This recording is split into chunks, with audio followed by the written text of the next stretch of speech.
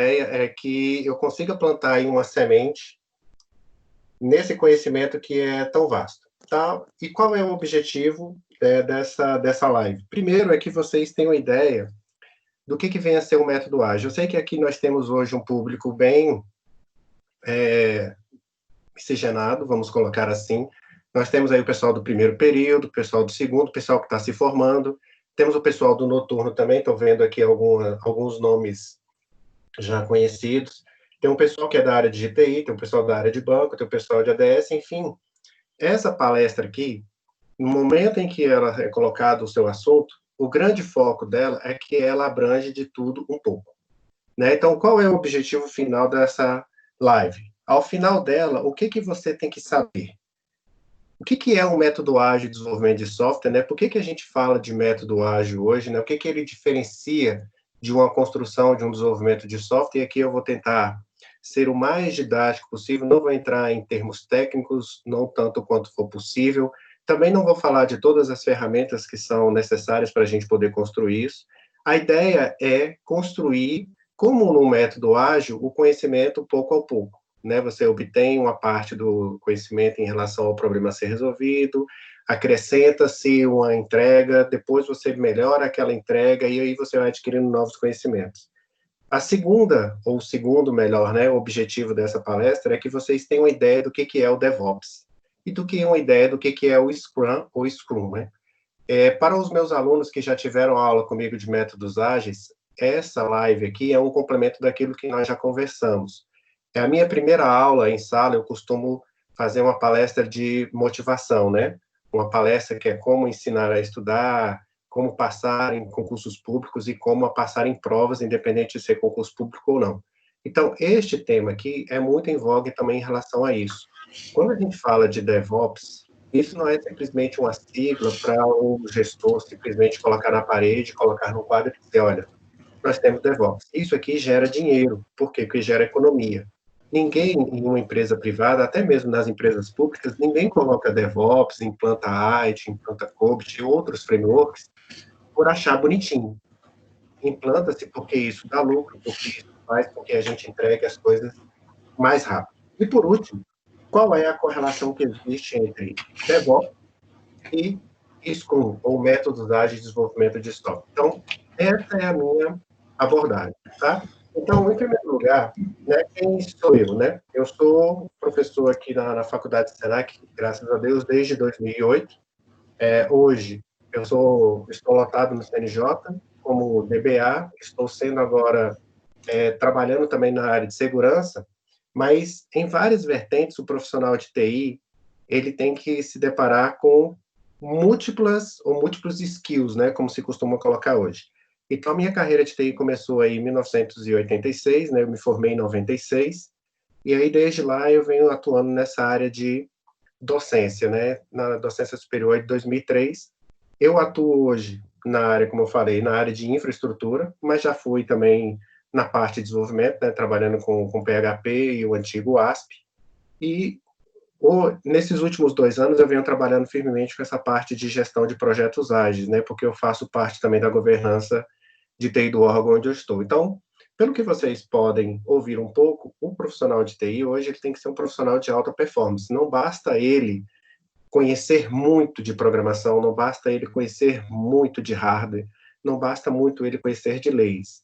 Ele tem que saber de tudo um pouco e se especializar em alguma área. Vocês já devem ter ouvido falar que os profissionais, cada vez que o mercado cresce, mais se exige deles, e hoje, né, a gente se encontra exatamente neste paradigma. Então, a ideia da palestra de hoje é justamente plantar uma semente, que é essa semente do conhecimento. A semente do saber buscar mais. Então, eu vou colocar aqui uma série de palavras que para muitas pessoas podem ser novas, para muitas pessoas pode ser novidade. E o que eu espero e o que eu aconselho vocês a fazer é anotem, coloquem no Evernote, coloquem no Google Keep, anotem o espaço, essas palavras que para vocês são desconhecidas, para depois vocês buscarem mais sobre. Eu vou disponibilizar depois o link dessa palestra para que vocês tenham acesso não somente ao conteúdo colocado aqui, mas também aos links de referência, da onde eu busquei. Então, A ideia aqui é mudar o mindset, mudar a forma de pensar. Porque a área de desenvolvimento acaba ficando muito sendo desenvolvimento. E a área de infraestrutura, que são os servidores, aonde eu vou colocar o hardware, onde eu vou colocar o meu sistema, acaba sendo muito a área de operação. Quando, na verdade, essas coisas elas deveriam ser colocadas com mais coesão. Eu deveria ter uma inter-relação maior. Então, a ideia dessa live é que vocês mudem esse mindset. Para quem aqueles que estão iniciando a carreira agora, que estão agora terminando o primeiro semestre, para aqueles que estão no início do curso, é o momento de vocês acordarem e abrirem a mente para novas oportunidades. Quando eu falo novas oportunidades, estou falando de mercado de trabalho.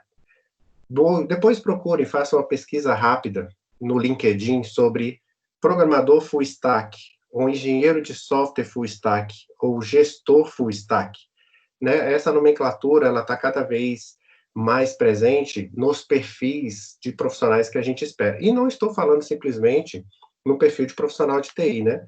Hoje, um engenheiro de construção civil que não conhece um material novo que foi inventado para desenvolver um produto, né, mais rápido, para fazer um acabamento de um prédio de uma maneira mais eficaz, ele está fora do mercado. Então, isso vale para todas as áreas. Então, a ideia aqui é mostrar como é que as coisas elas funcionam, mas não no sentido de querer fechar o conteúdo, em si de começar para que vocês façam a pesquisa, para que vocês aí evoluam. Por quê?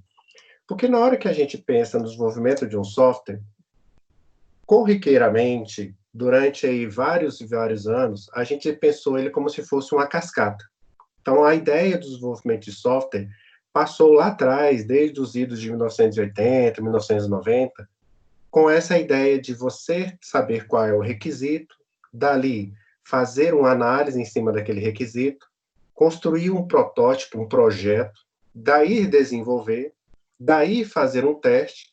Então você tinha que fazer todo o levantamento de requisitos antes de começar a desenvolver de fato. Você tinha que fazer toda a análise antes de começar a fazer o projeto. Você tinha que terminar todo o projeto antes de codificar. Então imagine várias caixinhas, várias gavetas, onde cada uma dessas áreas só conversava no momento em que a outra terminava de fazer. Então o que acontecia muito? Vamos imaginar um projeto aqui de médio porte que leve mais ou menos aí de 6 meses a 8 meses para ser realizado. O analista de requisitos, ou analista desenvolvedor de sistemas, ou mesmo analista de negócios, vai até a área, vamos imaginar que esteja falando, por exemplo, num sistema de farmácia. Ele vai lá até o dono da farmácia, vai até o farmacêutico, ao balconista, e vai começar a coletar os requisitos.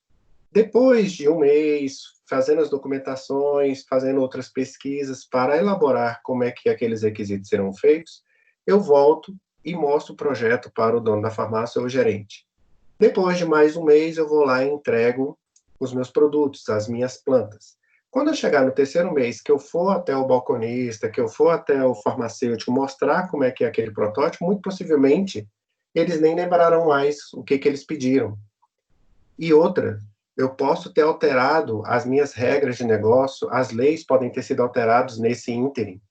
Imagine se eu estivesse fazendo um sistema voltado para a faculdade no início do ano agora, em que permitisse eu gerir as aulas. Fatalmente, se eu colhesse os requisitos em janeiro e agora fosse apresentar para a direção da faculdade ou para a coordenação os meus requisitos, fatalmente os requisitos colocados agora como sendo uma solução não mais resolveriam o problema, porque o mundo é outro, né? Então, a ideia do mundo ágil, ela não é simplesmente voltada para o desenvolvimento de software. Este exemplo colocado para o software, ele poderia valer a mesma coisa para a construção de uma casa, para a construção de uma rodovia, para o desenvolvimento de um carro. Se você não consegue evoluir as suas ideias de maneira com que essas ideias consigam ser ágeis o suficiente para sofrer as mudanças e se adaptar a elas, é como se eu fizesse um planejamento, por exemplo, de uma viagem. Vamos imaginar que eu vou viajar daqui para a Bahia. E aí, num planejamento esmiuçado, detalhado, eu coloco toda a minha rota, da onde é que eu vou parar, o que que eu vou fazer, onde eu vou almoçar.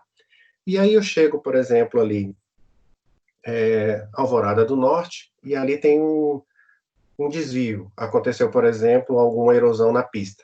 No método tradicional, o que eu teria que fazer? Eu teria que voltar a Brasília, planejar todo o meu requisito novamente e depois seguir a viagem por outro caminho. Pensando já de um método ágil, no momento em que eu estivesse viajando, eu estaria, por exemplo, com o Google Maps ou o Maps, e eu já veria que o trânsito ali tem um problema. Então, o próprio Google Maps, a própria rotina de GPS já me daria uma rota. E é isso que eu estou falando. Você, no momento em que está desenvolvendo software, as coisas mudam muito rápido. O cenário muda muito rápido.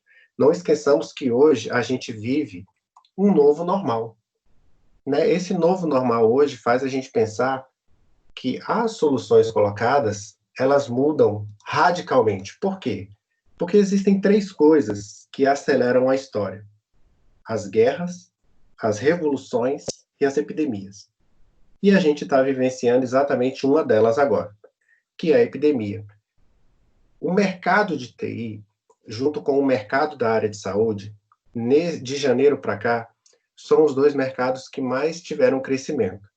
Se vocês buscarem informações como da Você SA, entre outras, né, a LinkedIn, vocês vão ver as ofertas de emprego na área de TI, elas tiveram uma crescente, porque aqueles sistemas que estavam colocados como locais passaram agora a ter que ser acessados remotamente. Aquela reunião que era feita de maneira presencial, agora eu tenho que dar uma forma de fazê-la com que ela aconteça. Mas não basta ter uma reunião, utilizando, por exemplo, o Teams como estamos aqui, se o sistema que você faz a gerência do fluxo de desenvolvimento do seu software está colocado numa planilha, está colocado num papel. Então, a forma de trabalho mudou. E não esperem que depois que a gente passe essa epidemia, espero que passe logo, não esperem que a volta será da mesma forma que antes. Por quê? As pessoas aprenderam que é possível trabalhar e estudar dessa forma. Nós somos um exemplo disso. A forma que nós temos que pensar agora é uma outra. Por isso é que eu falo que a gente tem que mudar esse mindset, a nossa forma de pensar. Para aqueles que estão iniciando agora, para aqueles que estão se formando agora, o assunto DevOps, ele não é simplesmente uma modinha. Nós estamos aí desde 2003, 2005, tentando e fazendo a implantação disso em projetos pilotos, em empresas, em cenários específicos, mas é um caminho sem volta. Assim como a gente pensa ou pensar num carro que seja híbrido, né? Um carro que era especialmente ou especificamente só funcionava a gasolina, depois passou a ser flex, depois passamos a ter um híbrido com eletricidade, agora temos eletricidade, daqui a pouco temos um outro modo. Então, essa forma bimodal de se pensar a internet, a forma bimodal de se pensar a informática, é o nosso novo normal. E aí eu pergunto para vocês, aonde é que vocês se encontram agora? Porque o universo de coisas que nós temos na área de TI é gigantesco. Eu costumo colocar para os meus alunos e também para os colegas que você não pode ser especialista em tudo, principalmente na área de TI, guardadas as devidas proporções, a área de TI é como se fosse uma área de medicina. Um médico ortopedista famoso, ele não vai ser um cardiologista famoso, nem um neurologista famoso também. Mas ele, neurologista, vai conhecer um pouco de ortopedia, vai conhecer um pouco de cardiologia também. Os profissionais de TI, guardadas as devidas proporções, também têm que pensar da mesma forma. Ele tem que pensar no conjunto, os sistemas, né? Se a gente pensa em sistema neurológico, sistema cardíaco, se a gente pensa em vários, no corpo humano que tem vários sistemas, da mesma forma a gente tem que pensar também em sistemas na área de TI. No momento em que você se encontra agora, você tem que estar pensando, o que eu vou querer ser daqui a um ano, daqui a 6 meses, que profissional eu quero ser? Eu quero ser aquele profissional que vai especialmente trabalhar nesse cenário e simplesmente vou receber uma pizza por baixo da porta, ou você é aquele profissional que vai conseguir interagir em equipe, fazendo com que haja empatia e com que essas coisas funcionem. Professor, você está falando aí de coisas de gerência. Eu não quero ser gerente, eu não quero ser um preposto, eu não quero ser um gerente técnico, ou mesmo um gestor de uma fábrica de software. Mas, fatalmente, numa profissão de TI, você vai ter que trabalhar com uma coisa ou com a outra. Né? As coisas, elas cada vez estão mais interrelacionadas. Basta vocês pegarem o celular de vocês aí, vocês vão ver o que é uma interrelação. Né? O celular hoje, ele deixou de ser meramente telefone há muito tempo. Né? Hoje ele é ferramenta de trabalho, ele faz edição de vídeo, ele faz gravação, ele controla a televisão, ele mede seus batimentos cardíacos, enfim. Eu tenho no exemplo do celular a forma que as coisas são integradas. A mesma coisa acontece com as equipes de TI.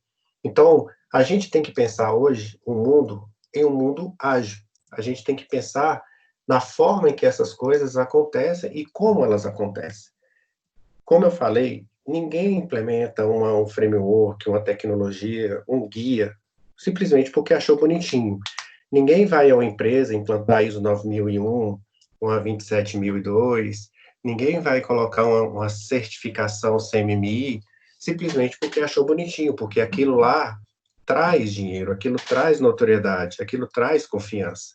No momento em que você é uma agência bancária, uma instituição bancária, e seu sistema começa a cair, a credibilidade em relação ao que ele pode fazer com o seu dinheiro também vai abaixo. Se você pensa, por exemplo, em um tribunal e a sua reputação em relação aos dados quando são perdidos, a reputação não está no dinheiro que ele vai deixar de receber. A reputação está exatamente na sua imagem. Então, é por isso que a gente tem que pensar hoje no mundo ágil. E quando você fala em mundo ágil, eu não estou aqui falando simplesmente de desenvolvimento. Eu estou falando de desenvolvimento e de operação e de governança e de atendimento. A gente está falando de UX, de experiência de usuário. A gente está falando do PMBOK com as suas ondas sucessivas e os ciclos adaptativos, o PMBOK 6. Estou falando do ITIL V4, que trata das práticas. Estou falando do COBIT 2019. Eu estou falando de guias ágeis como a Scrum, como o XP, enfim. Hoje, um profissional da área de TI, quer seja um desenvolvedor, quer seja um gestor, né, de hardware, quer seja um DBA, quer seja a pessoa da área de governança, ele tem que mudar a sua forma de pensar. O mundo, ele deixou de pensar sequencialmente há muito tempo. Algumas coisas andaram mais rápidas que outras. Por exemplo, no momento que eu desenvolvo o software, hoje é muito comum você estar lá com o seu Microsoft Visual Studio, você está lá com o seu Notepad++, já é comum, já é fácil, já é integrado você, por exemplo, colocar o seu código no GitHub. E aí vem aquelas palavras que eu falei para vocês anteriormente, para vocês anotarem. A professora não tem ideia do que é um GitHub, eu não tenho ideia de quando você fala o que é um Visual Studio.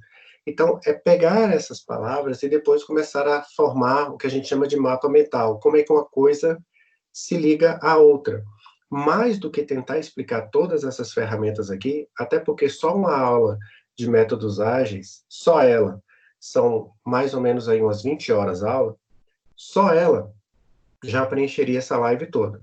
Então, na hora que você for preencher aí o seu mapa mental, pense, eu estou sentado aqui à frente do meu computador, abri aqui a minha ideia de desenvolvimento, como o Eclipse ou como o Microsoft Visual Studio. No momento em que eu digito e construo ali o meu código, esse código ele vai ser utilizado por outra pessoa lá na frente, porque o desenvolvimento de um software não é feito só por uma pessoa. Ele é feito por duas, por três. Por isso a gente coloca o PI como sendo uma coisa das mais importantes que a gente tem na faculdade Senac. Por quê? O PI é que faz vocês verem a prática de como é que as coisas acontecem no mundo real. Igual aquele meme que a gente tem no Matrix, né? The Blue Pill, The Red Pill. O mundo real ou o mundo Matrix. A ideia aqui é, no momento em que você está desenvolvendo software e coloca esse desenvolvimento utilizando as práticas ágeis, com as ferramentas que utilizamos no PI, a gente está adiantando para vocês, ou melhor falando, preparando vocês justamente para esse mercado de trabalho. Por quê? Porque, como eu falei, hoje a maioria das empresas, e essa aqui é uma pesquisa feita pelo Gartner, vocês vão ver que aqui eu busquei trazer pesquisas aí de 2019 para cá. Professor, um pouquinho antes de você entrar nessa pesquisa, o Jaime está perguntando, esse mundo ágil teria influência no IoT? Ah, com certeza, principalmente porque quando a gente fala de IoT, é o IoT, né? É a internet das coisas. É você, por exemplo, ter uma televisão que permite se conectar na internet e você, com o movimento, você faz alguma interrelação com ela. É você, por exemplo, ter uma Alexa lá da Amazon, em que você faz a integração dela com o ar-condicionado ou com a lâmpada. é você ter uma câmera na sua casa que no momento em que você está viajando, você consegue visualizar o que está acontecendo ali, ela já tem uma conexão com a internet. Então, hoje, é geladeira, micro-ondas, é televisão, é câmera. A internet das coisas, elas exponenciou aquilo que a gente já tem em relação aos equipamentos. E quando eu falo exponenciou, exponenciou no sentido de hardware, né, de ativos de rede. Tanto é que a gente saiu do IPv4 para o IPv6 por conta disso. Então, qual é a influência que a gente tem do DevOps e com os métodos ágeis em relação ao IoT? A integração entre a operação e o desenvolvimento. Porque se eu tenho uma câmera, essa câmera ela é hardware, mas dentro dela existe um software que a controla, né, que nesse caso é conhecido como um software embarcado, um firmware. E isso tem que ser interligado de alguma maneira com a sua TI também. A mesma coisa é a gente falar hoje de telefonia. Não há que se falar em telefonia hoje sem se falar do VoIP. Então, a internet, a ligação com as coisas, cada vez tem mais pulverizado. Então, o DevOps é justamente para que você consiga fazer essa inter-relação do hardware, operação, com o desenvolvimento do software, ainda que ele seja embarcado. Ou se você imaginar, por exemplo, um carro com a sua central de comando, ou um carro em que você tem ali uma interligação com o seu Android ou Apple Car. Então, essa ligação, ela que existe. Sim, quando eu falo de estou falando de projeto interdisciplinar. Perfeito, é isso mesmo. Ótimo. Temos outra pergunta aqui, professor. Pois não. Esse desenvolvimento ágil não compromete a qualidade de trabalho com imposição de prazos e resultados? E não eleva o valor de custo do projeto? Excelente pergunta. Excelente pergunta. Isso pode parecer uma pergunta ingênua, uma pergunta fácil de responder, ou mesmo uma pergunta que sugere uma resposta fácil, mas ela não é. Eu falo isso porque até no ano passado nós estávamos medindo isso no órgão que eu trabalho, e a questão era, no momento em que nós implantamos o Scrum ou o Kanban aqui na empresa, a gente não está fazendo que paguemos mais pelo nosso desenvolvimento de software, não, porque nós lá pagamos para a fábrica de software desenvolver. E a resposta é não. Por quê? Porque a ideia de você ter um desenvolvimento ágil é que você faça as coisas, deixa eu até voltar aqui, ó, que você faça as coisas de maneira com que elas sejam evoluídas e não simplesmente você tenha o todo. Então, pode parecer, à primeira vista, um retrocesso de você entregar uma tela parcialmente funcionando para o seu usuário, em detrimento de você entregar a tela toda.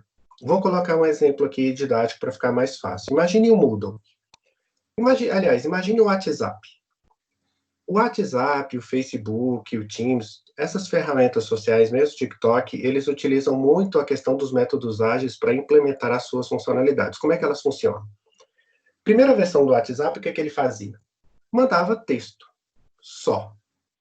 A segunda versão do WhatsApp já mandava texto e já tinha um emoji. A terceira versão já mandava uma foto. E isso foi evoluindo à medida em que você agora pode apagar mensagem, pode fazer videochamada, você cria grupos. Isso é uma entrega ágil. Agora vamos colocar o outro lado da história. Imagine eu desenvolvendo e pensando no WhatsApp, como é que ele deveria ser em 2020, né? E isso estou agora em 2010. Eu só lançaria o WhatsApp depois que eu tivesse tudo pronto. Quando eu tivesse grupos formados, que eu pudesse fazer videochamadas, que eu pudesse apagar as mensagens, que eu pudesse mandar vídeo. Notem que, se eu esperar 10, 5, 3 anos para fazer isso, os outros softwares já me atropelaram. As outras soluções, elas já advieram. E uma outra coisa que acontece também é, à medida que você entrega a tela para o usuário e ele começa a entregar as suas funcionalidades e você começa a interagir com ele, outras ideias vêm. É a ideia do design thinking, né, de você pensar e resolver problemas. Ninguém tem as soluções todas por completo de uma vez. Ninguém entende ou sabe todos os requisitos de uma vez. Existe uma máxima na área de TI que diz que o usuário nunca sabe o que quer. E isso é, em muito, verdade, porque ninguém sabe exatamente tudo aquilo que a gente quer até você ser apresentado. A mesma coisa é quando você vai reformar uma casa, né? Para quem está fazendo aquilo pela primeira vez, você vê uma forma que foi feita e você vai melhorando. Você depois vê como é que foi feito e vai melhorando.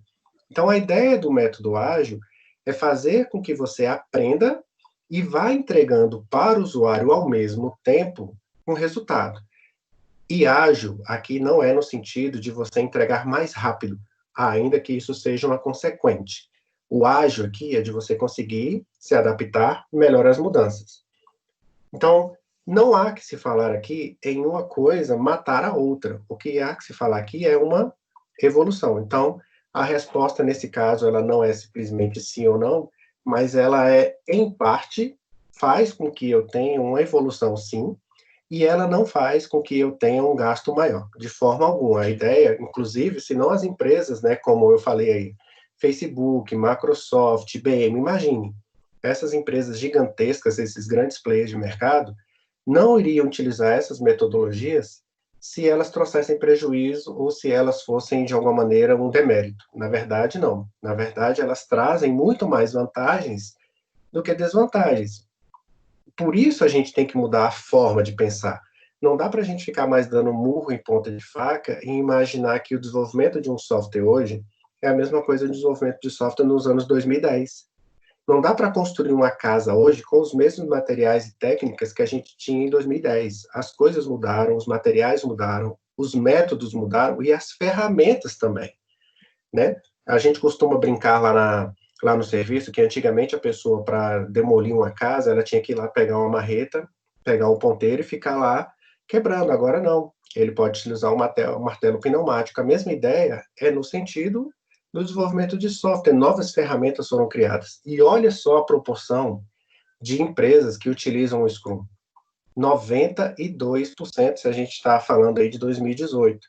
Fora a utilização em conjunto com o Kanban, o Scrumban, a XP e outras, né, como a KDD, o mesmo Design Thinking e assim por diante. Então, ó, esse cenário que se coloca aqui não é um cenário que o Edilberto gosta, que o Glauco acha bonitinho, que o Douglas acha que deve colocar, ou que o Pessegona descobriu e aí quer implantar na empresa.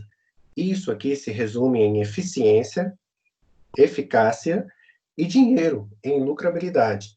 E quando eu falo de uma metodologia, quando eu falo das coisas serem feitas utilizando essa simbiose, vamos colocar assim, o maior exemplo que a gente tem é o Scrum.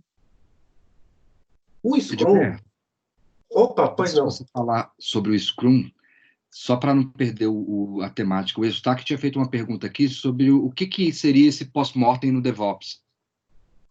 Esse pode, cadê? Deixa eu voltar aqui, né?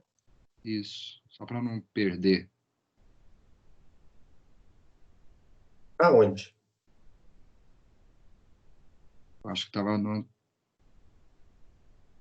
Me ajuda aí, Eustáquio. A pergunta dele ficou aqui, ele falou sobre o post-mortem no DevOps. Acho que você comentou isso. Bem, não lembro muito de ter falado sobre isso, não. Não, né? Então vamos fazer assim, Eustáquio, depois você explica melhor a sua pergunta e a gente volta nela.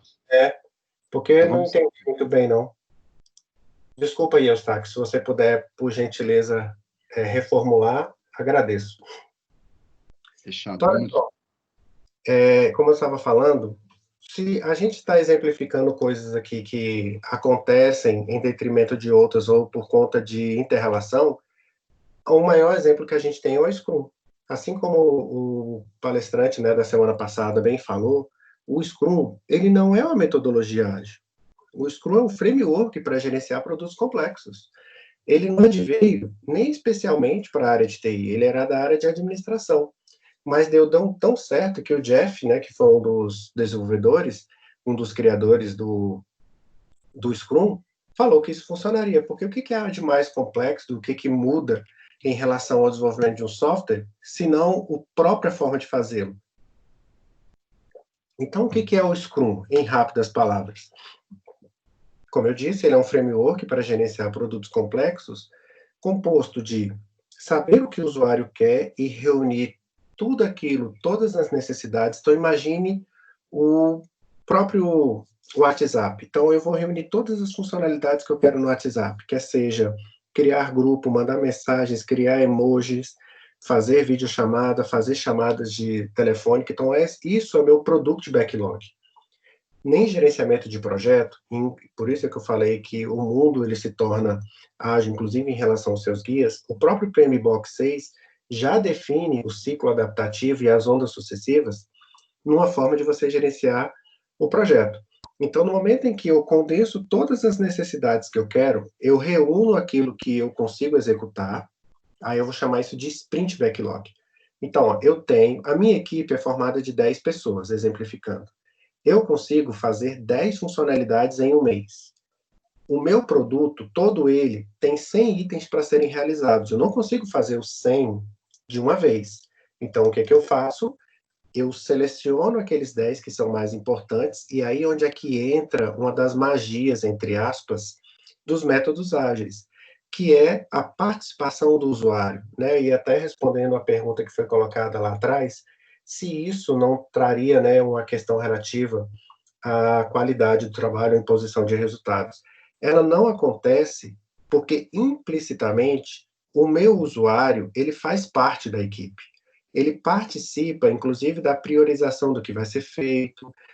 Ao tempo todo, eu estou fazendo testes e validando com ele aquilo que está sendo feito. Então, à medida que eu estou, entre aspas, construindo a minha casa, ele está validando ali como é que está aquela parede, ele está validando como é que está aquela instalação.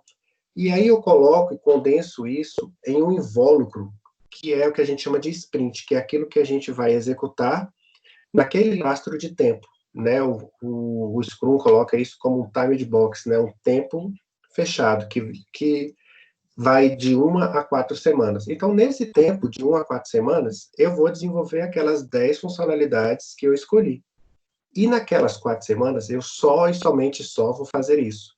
E como é que eu sei que o meu rumo está correto? Como é que eu sei que estou desenvolvendo de maneira correta? Todos os dias eu tenho uma reunião que a gente chama de Daylog Scrum, né? Ou a reunião diária. Então, todo dia, na mesma hora, uma reunião que acontece em pé. Então, é uma reunião que acontece com a minha equipe em pé, durante no máximo 15 minutos. Eu vou responder as perguntas em relação como é que eu desenvolvi, né, aquilo, qual é o meu desenvolvimento de hoje, o que eu tinha para fazer ontem e o que me impede de fazer o que eu tenho para realizar. Então, são 3 perguntas, né? O que eu farei hoje, o que eu fiz ontem e quais são os obstáculos que me impedem de resolver. Então, notem, o movimento ágil de desenvolvimento de software, ele está muito avançado, muito mais avançado do que a parte específica de operação, porque o desenvolvedor, ele já pensa assim. No momento em que ele faz o Hello World, ele já testa isso, ele já imprime numa tela, ele já manda isso no e-mail, ele já coloca isso, por exemplo, na ferramenta de versionamento como o Git. Então, o desenvolvimento de software, ele já é, por si só, ágil. E no momento em que eu vou entregando... Opa, pois não? O Yuri está perguntando se o desenvolvimento em célula tem relação com o Scrum. O desenvolvimento em célula tem relação com o Scrum se você disser que as suas células são as suas equipes Scrum. Eu posso separar o meu desenvolvimento em células.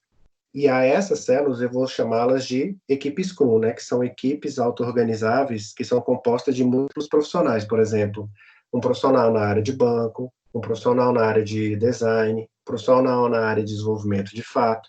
Então, se a equipe for separada em células, aí eu posso chamar de desenvolvimento em células. Certo? Bom, e aí só para finalizar esse raciocínio, aí eu respondo a pergunta aí do Eustáquio. No momento em que eu, todos os dias, verifico se aquilo que eu estou fazendo está correto, inclusive validando isso com o meu usuário, a tendência de entregar algo para o meu usuário, da forma que ele quer, a chance é muito maior. Então, notem, ao invés de eu ter um desenvolvimento a portas fechadas, em que eu entrego uma solução daqui a 3 meses para o usuário validar se é aquilo que ele quer, coisas que possivelmente ele nem vai lembrar aquilo que ele pediu, no método ágil é diferente. Todos os dias eu valido se aquilo que eu estou fazendo está de acordo com as expectativas do usuário. E no máximo, em 4 semanas, eu tenho que apresentar algo pronto para o meu usuário. Só que esse pronto para o meu usuário é o exemplo que eu coloquei inicialmente nessa live. Ao invés de entregar todas as funcionalidades, eu entrego poucas, mas entrego elas funcionando. Um exemplo didático que eu costumo colocar aqui é: você tem 100 mil reais para construir uma casa de 100 metros quadrados. Então eu posso, mas eu não tenho os 100 mil reais agora. Eu só tenho 10 mil. Então, eu posso escolher em fazer todas as paredes, todas, mas não ter teto nem ter piso.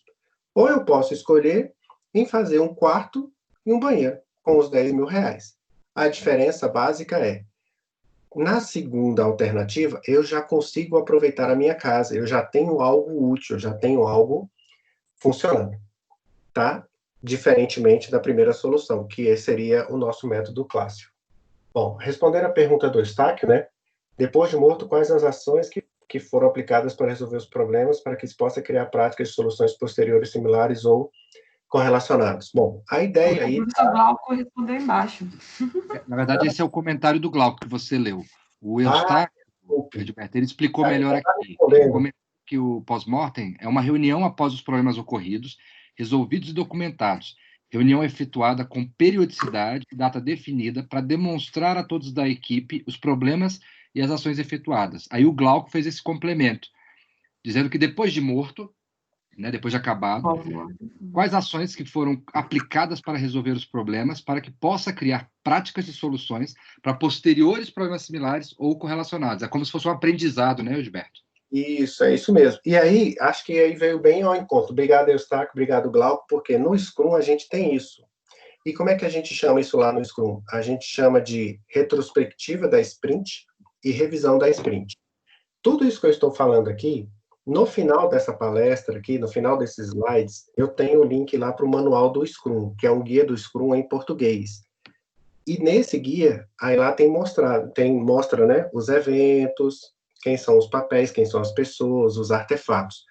Existem 2 eventos dentro da Scrum que acontecem aqui no final, ó, que é a revisão da sprint, que está até colocado aqui, e existe também a retrospectiva da sprint, que é exatamente esse pós-mortem aí. Aquilo que deu certo, agora a gente vai amplificar. Aquilo que deu errado, a gente vai consertar. Para que eu não me repita nas coisas erradas e para que eu repita as coisas certas. Por quê? Porque a cada 4 semanas eu vou ter uma nova sprint para fazer. Então, se alguma coisa funcionou muito bem, eu agora vou tentar repeti-la na minha equipe. E a ideia é evolução, mas não é evolução simplesmente de software, é a evolução de equipe. A equipe ela vai melhorando, e isso aqui eu posso dizer para vocês de testemunha, de carteirinha, isso aqui funciona muito bem. No órgão que eu trabalhava, em 2011, a gente começou a aplicar isso aqui. E no primeiro e segundo mês, as coisas não funcionaram muito bem, assim como qualquer tecnologia nova que a gente coloca. Mas depois de passado aí quase um ano, a evolução em termos de desenvolvimento e a qualidade do software melhorou muito. Fora a questão, né, do aprendizado e também da forma que os usuários enxergam isso, né, ou da forma que foi entregue. Bacana? Então, seguindo aqui, vamos então agora especialmente para o DevOps, né? Porque até agora eu falei para vocês de como é que essas coisas se aliam ao Scrum. Falei muito de desenvolvimento, né? O Dev aqui, esse lado Dev é de Develop, ou seja, de desenvolvimento, enquanto esse lado Ops é o lado de operação, é o lado hardware. Eu quero instalar o Teams é o software. Eu tenho que instalar esse Teams em uma máquina para que os meus usuários consigam acessar. Eu vou desenvolver o Moodle, mas para que os usuários, os alunos e os professores acessem o Moodle, eu tenho que colocar isso em um servidor. É esse símbolo do infinito aqui que mostra muito bem o que vem a ser o DevOps. Mas se vocês procurarem assim, ferramenta DevOps, vocês não vão achar simplesmente a ferramenta DevOps. Por quê? Porque DevOps é uma cultura, é uma forma de pensar. A gente costuma colocar no jargão agora de gestão, né, de governança, é o meu mindset, é uma nova forma de se pensar as coisas. Então, o que é a cultura DevOps? É uma forma de você entregar, por meio de práticas ágeis, um produto por meio de colaboração mais rapidamente, mais eficaz e melhor. E notem as palavras-chave aqui. Desenvolver e colocar para o meu usuário final por meio de automação, ou seja, a gente tem que deixar com que a máquina consiga fazer mais coisas repetitivas do que o homem, né? Hoje é impensável você, por exemplo, entrar numa fábrica de carros e você imaginar que todas aquelas peças e todos os aparatos colocados no veículo são realizados por seres humanos. Aquilo que é repetido, você coloca para máquinas fazerem. a mesma ideia é a concepção do desenvolvimento de software. É inumano você imaginar que, por exemplo, um desenvolvimento de software que tenha que ser realizado a 10, 20, por 30 pessoas ao mesmo tempo, que uma pessoa, ou 10 ainda que sejam, consigam analisar 1.000, 10.000 linhas de códigos por dia. Um sistema, por exemplo, em 2018, ainda estava na gestão da Carmen Lúcia, nós desenvolvemos um sistema chamado BNMP, Banco Nacional de Mandato de Prisão. É um sistema nacional, acessado por todo o aparato jurídico do país, pelas Polícia Federal, Polícia Civil e enfins, que permitem, como o próprio nome sugere, né, você mandar prender uma pessoa, mas também mandar soltá-la. Esse sistema, ele foi desenvolvido em 3 meses. Em um dado momento do desenvolvimento, nós tínhamos 60 desenvolvedores e mais de 90 profissionais trabalhando no mesmo software. Nós produzimos para esse software mais de 1 milhão de linhas de código. Agora vocês imaginem uma pessoa conseguindo fazer a validação de todos esses softwares para saber se ali não tem um problema de codificação, se ali não tem um problema de segurança da informação, se foi feito da forma correta, se é aquilo que a gente já tem que colocar. Então, para finalizar, né, para a gente poder ir finalizando aqui a nossa ideia de DevOps, não pensem em DevOps simplesmente como sendo uma ferramenta, porque, na verdade, o DevOps, ele é um complemento daquilo que a gente tem no Scrum. O DevOps é a forma que a gente tem de passar para o próximo nível, é você juntar aquele desenvolvimento ágil no sentido de unir as equipes, a equipe de desenvolvimento com a sua equipe de produção. Por quê? Porque hoje, quando a gente pensa em desenvolvimento, o que a gente pensa? E como é que a gente vive atualmente? Na nuvem, literalmente. O Facebook está na nuvem, o Gmail está na nuvem. No momento que você acessa a sua rede social, a única coisa que você precisa para acessá-la é de um browser, né, de uma conexão de um aplicativo e de um acesso à internet.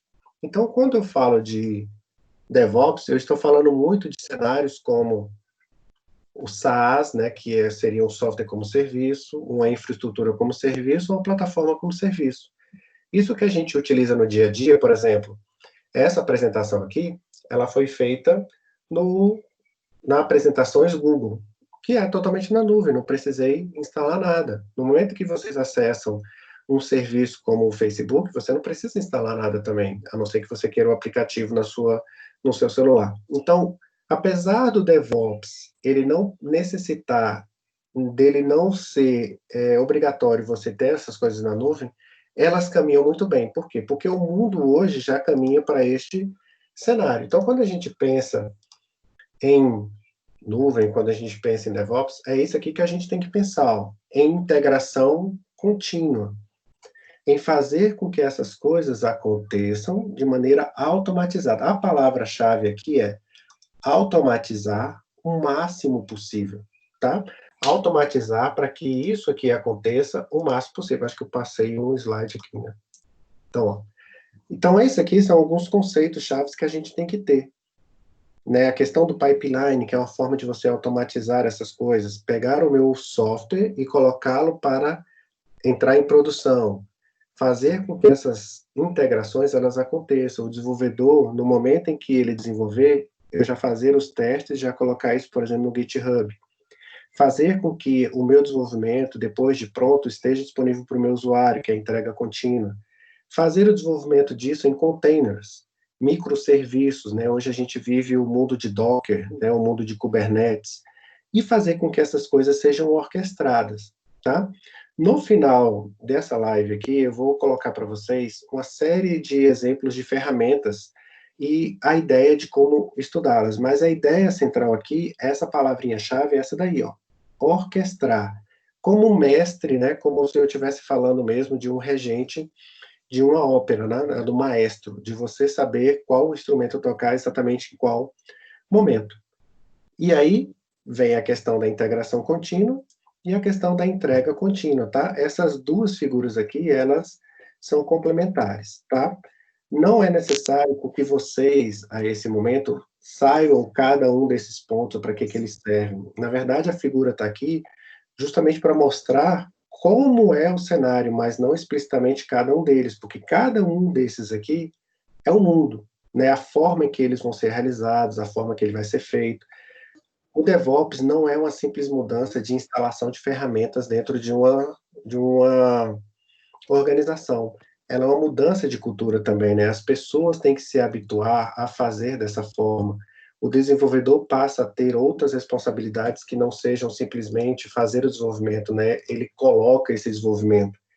E não dá que se falar também, simplesmente, que o DevOps, ele se encaixa e se encerra nisso, né? Porque hoje a gente tem o DevSecOps, que é uma parte voltada para a área de segurança. A gente tem o container como serviço, que é uma evolução das máquinas virtuais, né, que são os microserviços. O que é mais interessante, ou uma das coisas que é mais interessante, é que hoje você não tem mais aquela questão de hardware, né? Você não chega agora simplesmente dentro de um call center não, dentro de vamos colocar dentro de um grande CPD, né, vamos colocar assim. Você não chega lá e simplesmente fala, olha, o meu software vai rodar naquela máquina lá que tem 64 GB e tem 1 TB de HD. Se você fizer dessa forma, você vai estar engessando muito. A gente não pode esperar que o desenvolvedor abra um chamado para a área de operação, para que ele instale uma máquina, para que essa máquina depois seja disponibilizada. A gente já não faz mais nem isso na nossa casa. No momento em que você quer rodar um software em Linux, o que você faz? Você instala uma máquina virtual, coloca lá um VirtualBox, e depois daquela máquina virtual você ter trabalhado com ela, você a descarta ou aumenta a questão de memória, aumenta a questão de processadores. A mesma coisa acontece agora com o hardware definido por software. Então, aquela ideia que eu preciso ter um hardware específico para rodar aquele software, o próprio desenvolvedor agora já consegue montar todo o seu ambiente. Olha só que legal.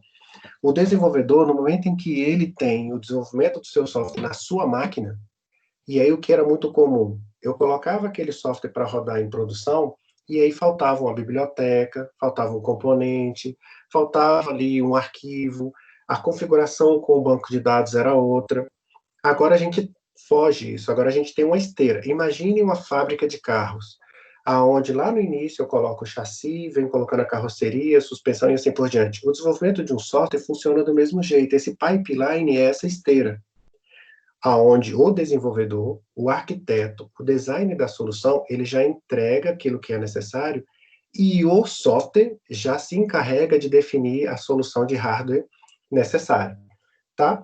E aí você pode se perguntar, né? Bom, você está falando aí muito no figurado, de como é que essas coisas acontecem, mas fisicamente, né? Como é que eu implemento isso? Como é que eu faço isso?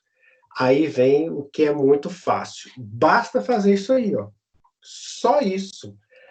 Fácil demais, tranquilo demais, como eu costumo colocar para os meus alunos, fácil demais. Para você implementar o DevOps, é só isso aí, ó, só. Então, aí fica aqui um dos conselhos, né? Falei para você que iria colocar alguns. Aqui está um dos conselhos a serem colocados. Ao final dessa live, o que se espera? Que você pegue, por exemplo, para cada um desses trechos aqui colocado, como planejamento, construção, integração contínua, deploy, operate, escolha uma ferramenta, uma ferramenta de cada uma dessas fases e procure saber o que ela é. Algumas você já conhece, por exemplo, o Draw.io para desenvolver diagramas, o Google Docs para fazer os documentos, o Trello para você poder gerenciar o Kanban, o GitHub, como já falei, da parte de build, o Docker, enfim, escolha uma ferramenta, nesse período que nós vamos entrar agora de férias, né, no final do mês de julho. Naquele momento em que você estiver passando da sala para a cozinha, que você estiver passando de um Facebook ali para um Instagram, bom, hoje eu vou aprender para que serve uma ferramenta dessa. Aí você vem a cada dia aqui e procura. O que é o Docker? Para que serve o Docker? Para que serve o BlueJeans? Para que serve o Ansible? Cada ferramenta dessa daqui vai permitir com que você, lá na frente, se torne um profissional muito melhor. Ah, professor, não sei por onde começar. Aqui é Google. Top 10 Tools DevOps. As 10 principais ferramentas de DevOps. Ele vai colocar lá. Por que não colocar isso hoje? Porque amanhã o top 10 já mudou. Então, o meu conselho é, né, o que você fará agora? você vai pegar cada uma dessas ferramentas e vai pensar, eu quero ser um profissional melhor? Eu quero ter a possibilidade de entrar numa seleção no mercado privado e ser aprovado? Eu quero me tornar um consultor melhor? Eu quero ser um funcionário público? Enfim, o que você quer ser agora? O que você quer ser no futuro? Porque um barco que não sabe aonde vai parar, qualquer caminho serve. Então, se você quer ser um profissional de alta performance, você não basta conhecer desenvolvimento, não basta conhecer de hardware, nem de atendimento, e nem simplesmente de segurança. Não basta você saber a 27002 de código salteado se você não consegue implementar isso no código-fonte. Não basta você ser um mestre de desenvolvimento de software se você não consegue explanar isso numa reunião de consultoria, numa reunião de governança. Então, no momento em que você pensar em como vai realizar as coisas, você tem que agir, tem que fazer, você tem que ser ágil. E aqui eu estou colocando ágil no sentido de se adaptar à mudança, porque somente os mais fortes sobreviverão.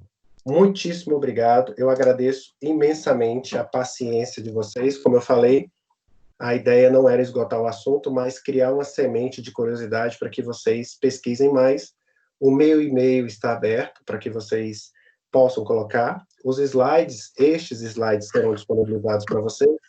E aqui, ao final, eu deixo aqui, todos os links usados como referência nessa palestra.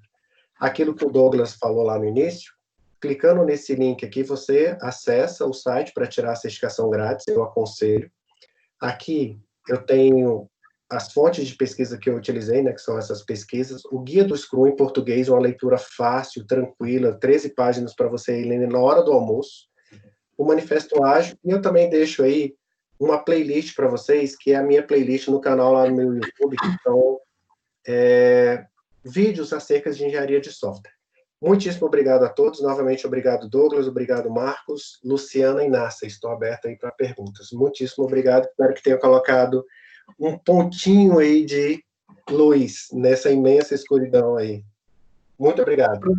Professor, excelente. Assim como você falou, você complementou muita coisa da palestra de PI do outro professor na semana passada, né? Foi excelente mesmo, realmente complementou muita coisa. Tem uma pergunta aqui do Eduardo, ele faz a seguinte pergunta: qual a principal diferença entre COBIT e Scrum? Ou COBIT, não sei qual a pronúncia. COBIT mesmo. O COBIT é um framework para você gerenciar a empresa sob o ponto de vista governamental, de governança. Então, se eu tivesse que colocar didaticamente, o COBIT ele é o mais usado pela diretoria, no sentido de você aplicar processos. Então, eu quero fazer gestão de contratos, fazer gestão de pessoas, gerenciar incidentes, gerenciar problemas, fazer com que as coisas sejam em compliance, né, de acordo com as leis. Então, o COBIT é um guarda-chuva que guarda todos os outros frameworks, os outros guias, enquanto o outro que ele perguntou é sobre o Scrum. Isso é mais ligado à área de desenvolvimento de fato, é você desenvolver software. Então, enquanto o COBIT está sobre o ponto de vista do presidente, da diretoria, em saber qual é o software que eu vou desenvolver, por que aquilo lá taticamente, né, ou estrategicamente é importante para mim, o DevOps é o cara que vai aqui escovar o bit, é o cara que vai desenvolver de fato. Uhum. Professor, estão perguntando aqui quantas linhas tem que fazer